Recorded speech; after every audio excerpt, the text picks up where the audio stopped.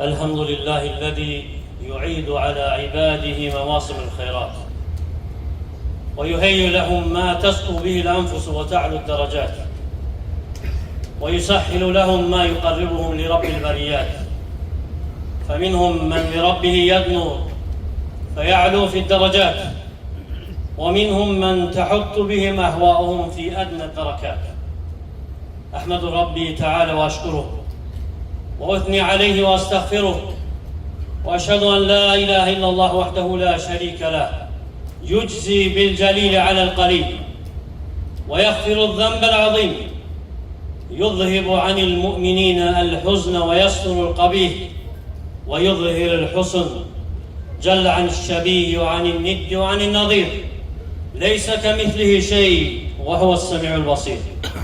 وأشهد أن محمدًا عبده ورسوله وخليله ومصطفاه، قد أفلح من اهتدى بهداه وضل من جافاه عنه هواه، صلى الله عليه وعلى آله والأصحاب ومن تبعهم بإحسان إلى يوم الدين وسلم تسليما كثيرا.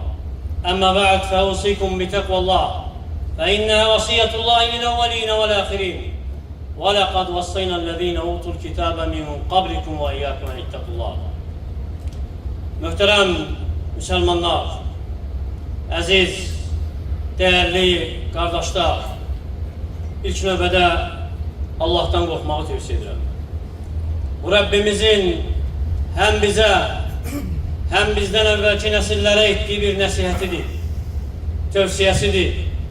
Biz sizdən əvvəlki əhl-i kitaba tövsiyə etdiyimiz kimi sizə də Allah'tan qorxmağı tövsiyə edirik. Və xeyrin hamısı, bütün xeyr, nicat, zəfər, uğur təqvadadır. Allah qorxusundadır. Dünya sizin üçün xəlq olunub. Siz isə ahirət üçün xəlq olunmusunuz. Bilin ki, nə qədər zaman sizin üçün uzanarsa, ömrünüz uzun olarsa, sonunda qayıdış yenə Allah Teala'yadır. Dönüş ya cənnətədir, ya cəhənnəmədir. Və bu həyat, hansı ki Allah Teala əta edib sizə, öz lütfü ilə, minnəti ilə, onu ilə kifayətlənməyib. Əksinə bu həyatda sizin üçün mübarək, bərəkətli vaxtlar ayırıb, zaman ayırıb, hansı ki xeyr əməllərlə doludur.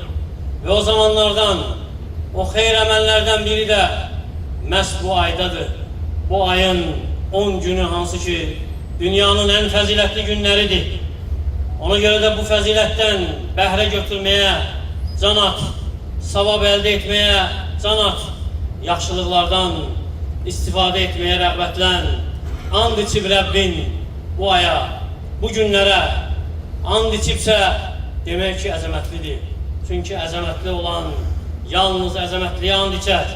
Və bu 10 gün hansı ki Allah Teala and içib vəl-fəcr və ləyəlil-əşr deyərək and olsun sübh çağına 10 gecəyə içində olduğumuz bu gecələrdə hansı ki Rəbbimiz hədiyə edib sizə, hədiyə edib bəndələrinə salih əməllər edərək əzəmətli savablara çatsınlar deyə, dərəcələri yüksəlsin deyə və bu bərəkətli günlər hələ də davam etməkdədir, bir-birini əvəz etməkdədir, xeyri, bərəkəti hələ də davam edir və nəhayət çatdırıb bizə bu bərəkətli, xeyirli günlərin sonuna içində olduğumuz bu gün, Zilhiccənin 9-u Ərəfa günü və sabahsı gün, Böyük Həcc günü, bayram günü və bu gün Ərəfa günüdür. Əzəmətli bir gün, bu gün hansı ki qəlblər yumuşalır bu gündə, qəlblər sınır Xaliqinin önündə, bu gün o ünlar əyilir Xaliqinin huzurunda, bugün yalvarış günüdür, dua günüdür. Bugün ümidlərin sərgiləndiyi gündür. Rəbbin haqda gözəl zəndə ol. Bugün zəvvarların Ərəfa düzündə saçları dağınıb, toz içində Rəblərinin çağrışına gəldiyi gündür. Zahiri görünüşdə bir-birlərindən fərqlənməyən, zahiri görünüşdə bir-birlərindən seçilmədən, onları birbirinden ayıran üstünlük libasını çıxararaq eyni libasda hamı bu yerde dayanıb, bu meydanda dayanıb. Bugün burada lovğalığa yer yoktur. Bugün burada təkəbbürlüyə yer yoktur. Heç kəs bugün birbirinden fərqlənmir. Heç bir libas onları birbirinden üstün etmir. Libasları izarla, ridadan başka bir şey değil. Beraberdi bugün varlığıyla kasıb. Eyniydi bugün böyüyle kiçik, məmurla əmir, hakimlə məhkum, rəhbərlə rəiyyət, qulla azad, ağ dərili qara dərili, ərəblə əcəm bir-birləri üzərində üstünlükləri yoxdur. Lovğalığın bugün heç bir faydası yoxdur. Bugün təkəbbürlü edən yalnız bədbəxtdir. Bugün məğlub olan yalnız lovğalıq edəndir. Ərafa günü, əzəmətli gün, hansı ki sallallahu aleyhi ve sellem bu günü həcc adlandırıb. Əl-həccü Ərafə, həcc Ərafadır. Bugün şeytanın alçaldığı gündür, rüsvay olduğu gündür.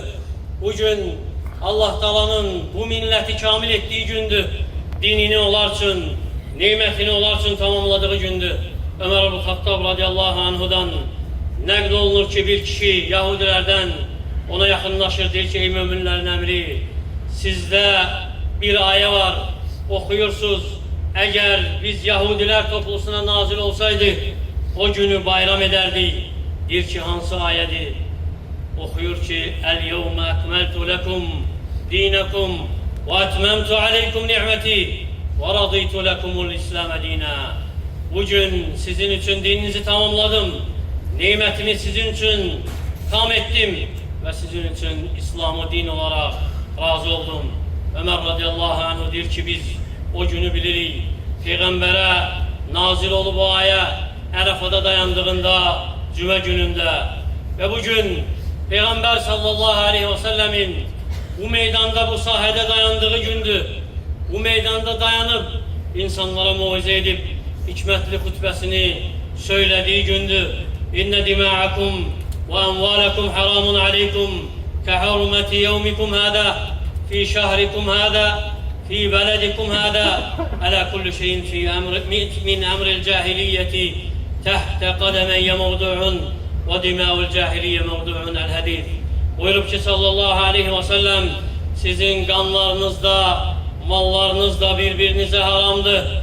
Bugünün haramlığı kimi, bu şehrin, bu ayın haramlığı kimi bilin ve agah olun ki zahiliye işlerinden, meselelerinden ne varsa ayaklarımın altındadır, yani batildi, yoktu. Zahiliye kanlarından ne varsa batildi, yani hükmü kalkıp artık ve siz artık Arafadasınız. Dayanmışsınız, terbiye edirsiniz, dua edirsiniz, zikr edirsiniz. Allah'tan korkarak, onun rahmetine, mağfiretine ümit ederek, bağışlanma dileyerek, bugün size şahitlik edileceği bir gündür. Bugün Allah Taala'nın bendelerine nezar ettiği bir gündür. Vaktığı gündür. Meleklerin önünde onlarla fəxr ettiği gündür. Mağfiretiyle onları ihate ettiği gündür. Bendelerini, müminleri bağışladığı gündür.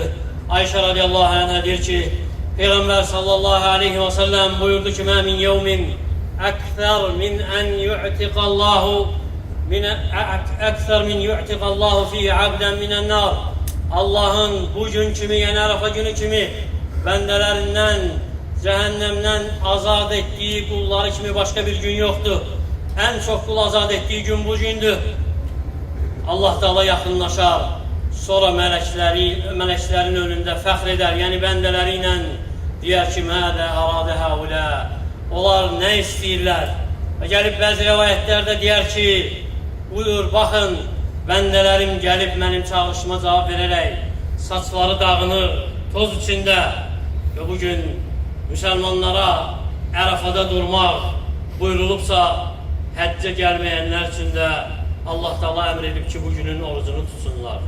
Bugünün əzəmətliğine göre, bugünün əzəmətli savabına, Allah'ın razılığına çatsınlar diye Ebu Katade radiyallahu anh'a der ki, Peygamber sallallahu aleyhi ve sellem'den Arafa gününün orucu hakkında soruşuldu. Dedi ki, "Yukeffirus senel madiye vel baqiye." Geçen ilki günahlar bağışlanır ve gelen ilki günahlar bağışlanır.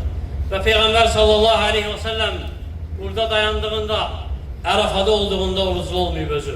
Səhabələr ixtilaf etsə də, onun oruclu olub olmamağında sınıyıblar. Səhabə qadınlardan biri ona bir qədəhdə süd göndərib. O da mininin üzərində o qədəhdə olan südü içib və göstərib ki, bugün oruclu deyil. Bugün Ərafa günüdür, bəli. Bugün məğfirət, cəhənnəmdən, oddan azad olma günüdür. Ona görə də hər bir müsəlmana yaraşır ki, bugün sığınsın Rəbbinin mərhəmətinə, sığınsın Rəbbinin məğfirətinə, can atsın ki, cəhənnəmdən azad olan qullar sırasında olsun. Ona görə axtarsın Rəbbini sevindirəcək, onu Rəbbinə sevdirəcək salih əməlləri, gözəl ibadətləri və bunlardan biri də xalis duadır. Hansı ki, bugünün ən əzəmətli əməlidir, sidq qəlblə Allaha yalvarmağıdır, ondan diləməyidir, Allah Taalaya öz acizliyini göstərməsidir, möhtac olduğunu göstərməsidir, diləyini Allah Taalaya ərz etməsidir və Allah Taala heç bir qula möhtac deyil. Əksinə, qullar Allah Taalaya möhtacdır. Onun köməyi olmadan, onun dəstəyi olmadan keçinə bilməzlər. Və qalə rabbukum ud'uni estecib lekum. Rəbbiniz dedi ki, mənə dua edin, sizə cavab verim. Əmr edib ona dua edək və vəd verib ki, cavab verəcək və öyrədib insanlara öz qapısını, göstərib qapısını, necə ona yaxınlaşmağı bildirib ki, biz ona möhtacıq. O isə heç kəsə möhtac deyil. Ondan diləməliyik ki, cavab versin. وَإِذَا سَأَلَكَ عِبَادِي عَنِّي فَإِنِّي قَرِيبٌ أُجِيبُ دَعْوَةَ الدَّاعِ إِذَا دَعَانِ. Bəndələrim səndən məni soruşurlar, de ki, mən yaxınam, onların duasına dua etməkdə cavab verirəm. Demədi ki, de ki, mən yaxınam, birbaşa özü dedi ki, mən yaxınam. Bu deməkdir ki, Allahla bəndə arasında heç kəsə ehtiyac yoxdur, heç kəsi vasitə tutmağa zərurət yoxdur. Qul əllərini açıb Rəbbinə yalvarsa, o utanar, onun əllərini boş geri çevirməkdən. Bu duadır, yalvarışdır, Allah'tan istəkdir. Bəndə üçün bundan daha yüksək bir zirvə yoxdur. Bəndə üçün uğura çatması üçün bundan daha böyük bir hal yoxdur. Kim duaya davamiyyətli olarsa, qazanar, qənimət əldə edər. Ona istədiyi verilər, arzusuna çatar, niyyətinə çatar. Kim duadan təkəbbürlü edərsə, üst çevirərsə, aciz olar, duanı tərk edərsə, öz nəfsinə həvalə edər. Ona görə bu əzəmətli günə müvəffəq olmusansa, tərk et bütün məşğuliyyətləri, kənara qoy bütün işləri, tərk et nə məşğul edirsə, xüsusən də əlinizdə olan telefonları, hansı ki məşğul edəcək sizi bu günün fəzilətindən, bu günün savabına, əzəmətli mükafatına nail olmaqdan qoy bir kənara.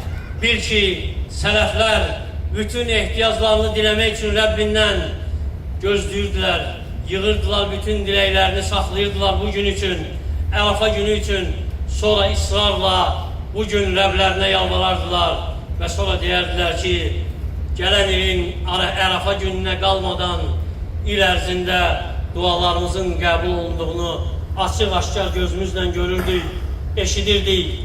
Ona görə xatırla ki, sən dua edəndə əzəmətli bir Rəbbə dua edirsən, səxavətli olan Allah Taalaya dua edirsən, heç bir günah ona ağır gələ bilməz. Elə bir günah yoxdur ki, onu bağışlamasın. Elə bir fəzilət, elə bir lütf yoxdur ki, onun mülkündən neysə əskitsin. Rəbbin haqda gözəl zəndə ol. Bil ki, Rəbbin haqda gözəl zəndə olmağın Rəbbinin səninlə elə müamilə etməyinə bağlıdır. Allah Taalanın sənə verdiyi, əta etdiyi, sənin ümid etdiyindən daha əzəmətlidir. Ona görə istə Allahdan nə istəyirsən, istə nəfsinin islahını, istə dininin islahını, istə övladlarının islahını, istə valideynləri üçün, istə onlar üçün sağlamlıq, istə onlar üçün afiyət, vəfat ediblərsə istə bağışlanma, mərhəmət, cənnət, istə Rəbbindən razılığını, istə ailənin islahını, sağlamlığını, istə ölkən üçün, vətənin üçün əmin-amanlıq, dövlətin üçün əmin-amanlıq, rifah, istə əmir sahibin üçün islah, istə onun üçün müvəffəqiyyət, istə dinin üçün, ahirətin üçün salamatlıq o səxavətlidir, cömərtdir. İstəyənlərin əlini boş geri çevirmir. Allah'ım səndən xeyirli əməllərin yerinə yetirilməsini istəyirik. Münkər işlərin tərkini istəyirik. Kasıbların, yoxsulların sevgisini qəlbimizə salmağını istəyirik. Səndən mərhəmət diləyirik, bağışlanma diləyirik. Səndən sənin sevgini diləyirik. Səni sevənləri sevməyi, sənə yaxınlaşdıracaq əməlləri bizə sevdirməyi istəyirik. Allah'ım İslamı, müsəlmanları izzətli et. Harada zəif müsəlmanlar varsa onlara kömək ol. Xəstələrinə şəfa ver, zəiflərini qüvvətli et. Aclarını doyur, susuzlarını doyur. Allah'ım ölkəmizi, digər müsəlman ölkələrini xətadan, bəladan qoru. Müsəlmanların diyarlarını, vətənlərini əmin-aman et. Əmin-amanlıqlarını daimi et. Xəstələrimizə şəfa ver. Bəlaya düçar olanlarımıza səbir ver. O bəlaları onların üzərindən qaldır. Kim vəfat edibsə bizdən, yaxınlarımızdan, qohumlarımızdan, dostlarımızdan, qardaşlarımızdan onlara rəhm et. Onları cənnət əhli et. Razılığını üzərimizə sal. Bizdən razı ol. Səninlə qarşılaşanda bizim üzümüzü ağ et. Bizə müvəffəq et. Peyğəmbərimizin Kövsər suyundan içə bilək. Sənin cəmalını cənnətdə görməyi bizə müvəffəq et. Bizə bu dünyada da yaxşılıq ver. Ahirətdə də yaxşılıq ver. Bizi qəbr əzabından qoru. Sonluğumuzu xeyirli et. Axırımızı xeyirli et. Bizi dünya rüsvayçılığından qoru. Ahirət əzabından qoru. Bizi eşidib faydalardan et. Əqulu mən təsmə'un və əstəğfirullah li və ləkum və lisəiril muslimin min kulli dəb. İnnehu huvəl-ğafurur rahim.